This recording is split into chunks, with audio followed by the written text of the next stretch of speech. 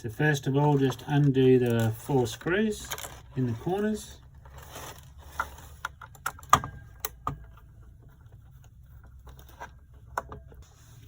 Okay, once you've done the screws, just you can lift that across like that carefully, being careful not to pull any wires out. And then you undo these 4 screws.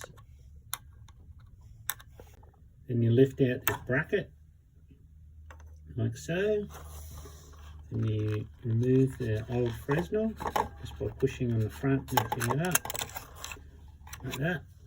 And then you place the new Fresnel in there.